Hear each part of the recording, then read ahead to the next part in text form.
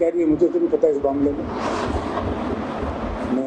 ना तो मैंने सुना है ना मैंने पढ़ा है। लेकिन मैं ये कह सकता हूँ कि इससे बड़ी एक्टिविटियों का बंटवारा हो नहीं सकता, क्योंकि ये पार्टी हाईकमान ने सर्वे करा करके टिकट दी है। अगर सर्वे करा करके टिकट ना होती तो कम से कम मैं बाकी किसी का ठेकेदार नहीं, मुझे टिकट नहीं मिलती। सर्वे की वजह से मुझे टिकट पार्टी हाईकमान ने, राहुल जी ने, सोनिया जी ने, खड़गे साहब ने, चौधरी भूपेंद्र सिंह हुड्डा, देवान जी ने जो अनुशंसा की थी, हुड्डा साहब की यही तो डिमांड थी कि सर्वे करा के टिकट दो, और सर्वे से टिकटें मिली तो जयप्रकाश को टिकट मिली और जयप्रकाश जीता। इसी तरीके से रोहतक की जो सीट थी वो चौधरी भूपेंद्र सिंह हुड्डा की सीट थी। उन्होंने अपनी सीट को छोड़ करके एक ब्रह्मचारी जगत, सन्यासी जगत के व्यक्ति को वहां से चुनाव जितवाया है। जैसे रोहतक में गया सोनीपत, जैसे आपको याद होगा इंदुराज बहादुर को जिताया था, नया मिसाल नहीं काम की कि भाई भूपेंद्र सिंह हुड्डा एक स्टालवर्ड है, हरियाणा के नेता, बहुत बड़े नेता, जिसको चाहे वो जितवा सकते, वो सिद्ध कर दिया। और इसी तरीके से हमारे साथी रावदान सिंह जी को बहुत बड़ी टिकट का फैसला था। राज बब्बर जी को, जो राजा साहब 7-7 लाख से जीतता था, उन्हें झुग्गी झोपड़ी में जाना पड़ा, कुल 75,000 पे रह गया। तो ठीक थे। ऐसे ही हमारे नौजवान साथी देवांशु बुद्धि राजा, बहुत बढ़िया टिकट थी, सारी टिकटें बढ़िया थी।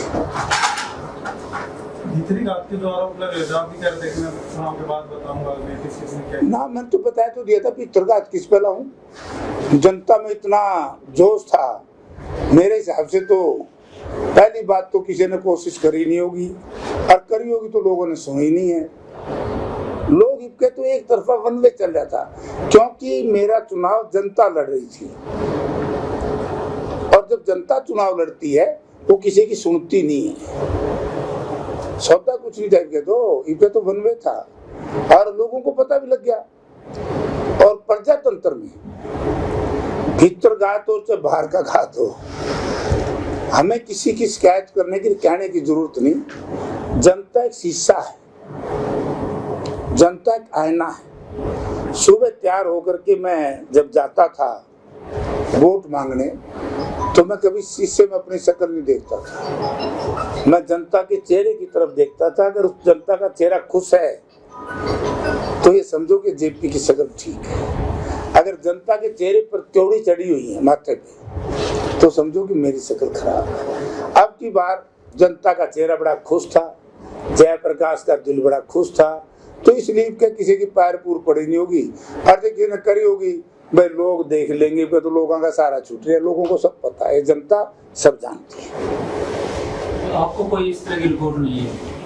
मैंने बेरा है, कोई जनता ने बेरा है, जनता आपको कर दी फैसला यार, आप क्यों लटम लटा हुआ। आप इस बात का बेरा है कि जनता ने बेरा है, लेकिन खुद नहीं पता ना, मैं क्या ने बेरे रखूंगा, मैंने कभी जिंदगी में ना क्या।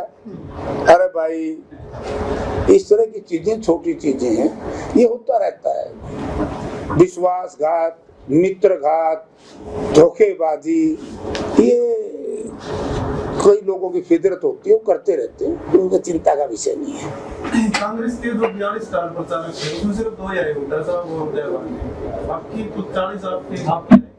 मैंने तो जिनकी जरूरत समझी बुला ली भाई,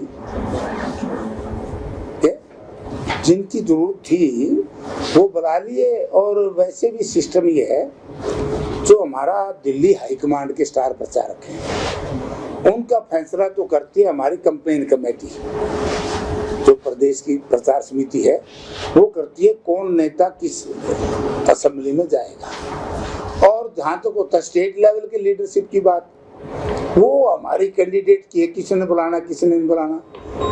तो 2 ठीक समझे मैंने, 2 के पल्ले वोट थी उदयभान जी के, क्योंकि आप एक बात सोचिए, इस पे विचार करना है। और किया आदमपुर के चुनाव के बाद, जब मैं आदमपुर में ये कहता था कि स्वर्गीय चौधरी चांद राम जी के बाद अगर दलित समाज की का नेतृत्व दलित समाज में स्वीकार्य हुआ है तो उदय भान जी का हुआ है, और उसका रिजल्ट भी आया। कई लोगों को थोड़े से महसूस भी हुआ कि भाई जयप्रकाश जी क्या कह रहे हैं। रिजल्ट क्या आया कि हम ऐलनाबाद बाई इलेक्शन में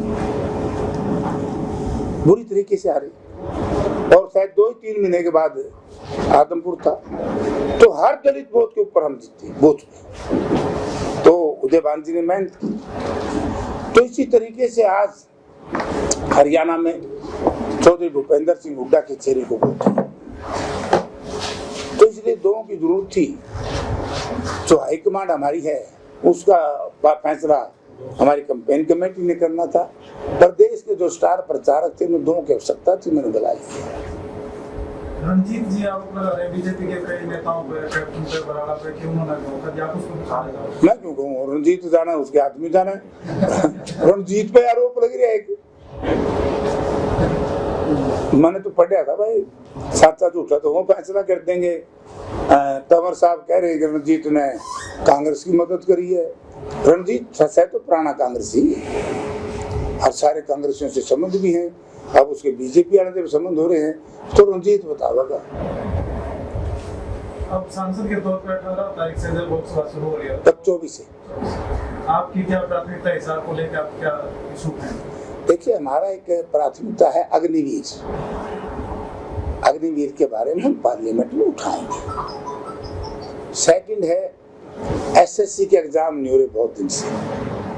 भारत के प्रधानमंत्री ने जनता के सामने वायदा किया था, जिसका खामियाजा भुगतना पड़ रहा है प्रधानमंत्री जी को, और असेंबली में और भुगतना पड़ेगा, कि मैं हर साल 2 करोड़ बच्चों को रोजगार दूंगा। एग्जाम भी बंद कर दिए, रेलवे की भर्ती बंद कर दी। और ये आज जो कह रहे थे ना कई बीजेपी के भाई, बोला कांग्रेस ने झूठ बोल के वोट ले लिए कि संविधान कहाँ खत्म हो रहा था। उन छोटी सोच के साथियों को जो बीजेपी के लोग हैं बताना चाहता हूँ, वो जनता के साथ धोखा कर रहे। कौशल रोजगार निगम के तहत जो बच्चे लगते हैं उसमें रिजर्वेशन नहीं है, और इन्होंने टोटल भर्ती कौशल रोजगार निगम के तहत शुरू कर दी। तो ये रिजर्वेशन खत्म कर रहे हैं कि नहीं कर रहे हैं? आप खुद पत्रकार हो, आप भी इस बात को देखो। आप पत्रकार के साथ साथ एक नेक इंसान भी हो, आप इस देश के मतदाता भी हो। आपका भी ये देश है, ये नेताओं का देश नहीं, सबका देश है। क्या ये पॉलिसी ठीक है, इनकी गलत है कि नहीं है? अब शहरों में इन्होंने प्रॉपर्टी आईडी बनाई, लाखों का हजारों करोड़ रुपये कंपनी लेकर दौड़ गई, क्या उसको दोषी ठहराया? वो पैसा उस कंपनी से लिया। अमृत योजना में कितना बुरा हाल किया है, सैकड़ों हजारों करोड़ रुपया लूट के खा गए। तो ये चीजें हैं सारी, ये मामले क्योंकि केंद्र सरकार के प्रोजेक्ट हैं। ये हम केंद्र सरकार से बात करेंगे। पुलवामा, अब पुलवामा में जो कुछ हुआ बुरा हुआ, और पुलवामा का अपमान का बदला लेने के लिए हमारी सरकार ने, भारत के प्रधानमंत्री जी ने सर्जिकल स्ट्राइक ठीक नहीं की। और सर्जिकल स्ट्राइक के बाद लोगों में एक आया कि इन्होंने बहुत अच्छा काम किया। ठीक है, अच्छा काम किया, मैं अच्छा काम मानता हूँ। सर्जिकल स्ट्राइक करना, हमारा अपमान का बदला लेना अच्छी बात है सरकार से किसी की भी। मगर मेरी एक व्यक्तिगत लड़ाई है कि पुलवामा की जांच होनी चाहिए कि नहीं होनी चाहिए थी। आज लगभग 6 वर्ष के बाद पुलवामा की जांच का यही नहीं पता वो कहाँ खड़ी है, हो रही है कि नहीं हो रही है, और ये तो कौन उसमें दोषी है, क्योंकि 2 या 3 क्विंटल RDX उसमें यूज हुआ था। उसमें कम से कम इस देश की जनता ये जानना चाहेगी और चाहती है कि वे कौन लोग हैं, देश के अंदर के हैं, देश के बाहर के हैं, क्या हैं क्या नहीं, जनता को बताना चाहिए। आप हर चीज की इंक्वायरी करवाते हो। अगर कोई इंक्वायरी पार्लियामेंट कॉन्स्टिट्यूट करती है या स्टेट असेंबली कॉन्स्टिट्यूट करती है, तो उसकी रिपोर्ट सदन के पटल पे रखनी चाहिए। ये इंटरनेशनल मैटर था, अंतर्राष्ट्रीय मैटर था, तो ये मैं उठाऊंगा। हम ये रिक्वेस्ट करेंगे प्रधानमंत्री जी से कि प्रधानमंत्री जी इस रिपोर्ट का खुलासा करवाओ जरा अपने गृह मंत्रालय से। तीसरा, जो किसान शहीद हुए उनकी जो शहादत है उसमें किसी की रिस्पॉन्सिबिलिटी तो फिक्स होनी चाहिए। कितने लोग शहीद हुए, लाखों करोड़ रुपए की बर्बादी हुई देश में। तो ये काफी चीजें हैं। रोजगारी को लेकर के, मैंने बेरोजगारी को लेकर के मैंने कह दिया। 2-3 चीजें ऐसी हैं जो हमारी अब भी पेंडिंग है। एक तो निजीकरण के खिलाफ हम आवाज उठाएंगे। निजीकरण इस देश में नहीं होना चाहिए। आज जो देश के चंद बड़े घराने, केवल जो लोगों में शंका है, एक मानसिकता बन गई है कि वो इनके लिए काम कर रहे हैं, तो निजीकरण के खिलाफ हम जरूर ये बात करेंगे कि इस देश में निजीकरण क्यों हो। क्योंकि जिस देश में भाएं हैं, हमारी युवा शक्ति है, उसमें ऊर्जा है, तो निजीकरण का क्या मतलब? चंद लोगों के हाथ में, फिर तो वही 1900 का देश भारत बन जाएगा। बहुत बहुत इश्यूज है, उठाएंगे। एयरपोर्ट का एक इशू भी आपने कहा था, सीएम आ रहे हैं 20 तारीख को। जाना है भगवान, इनका राम बचावे, सारा दिन झूठ बोल रहे हैं ये।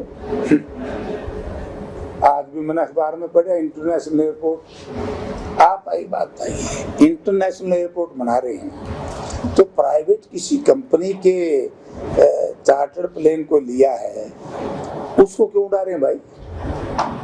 नियमित फ्लाइट क्यों नहीं आ रही है? इंटरनेशनल एयरपोर्ट पे, जैसे चंडीगढ़ का इंटरनेशनल एयरपोर्ट है, वहाँ शिकागो से भी आती है, वहाँ अमेरिका से भी आती है, वहाँ कनाडा से भी आती है, ऑस्ट्रेलिया आती है, नहीं आती, अमृतसर में भी ऐसे आती हैं। ऐसे ही हमारा हिसाब, मेरे हिसाब से, मैंने कोई ज़्यादा आकलन तो नहीं किया, लेकिन जनसंख्या की दृष्टि से हिसार शहर और अमृतसर बराबर से के मेरे ख्याल में, हमारा शहर भी बहुत बड़ा हो चुका है। तो फ्लाइट कौन सी आवेगी? वहाँ तो निगाह है, एक तो चंडीगढ़ जाएगी इंटरनेशनल फ्लाइट है, एक जाओगी मेरे ख्याल में वो शायद भेजेंगे जहाँ प्रधानमंत्री चुनाव लड़े, किस जगह है? बनारस जाओगी। बता के कुआ में डबेंगे बनारस क्या यार, लोगों को बका रहे हैं। यहाँ से चंडीगढ़ 1 घंटे के आसपास तो जहाज ले लेगा, घंटा 5-7 घंटे मोहाली तो उतार देंगे, और तो फिर एक गाड़ी चाहिए, उड़ा कर आता उड़ा जाने गाड़ी चाहिए, राह उल्टे पुलटे कर रखे। 3 घंटे में तो हमने, जब हुड्डा साहब चीफ मिनिस्टर थे, ऐसा एक्सप्रेस हाईवे बना दिया कांग्रेस ने कि 3 घंटे में तो आप अपनी गाड़ी में पहुंच जाओगे चंडीगढ़। ये ड्रामे हैं। मुझे शंका है इस सरकार की जो नीति और नियत मैंने देखी है, कहीं 3000 एकड़ जमीन सारी डेवलप करके किसी एक उद्योगिक घराने को तो ना देते हैं, ऐसी मेरी सोच है। और मैं आज आपको बता रहा हूँ ऐसा हो भी सकता है।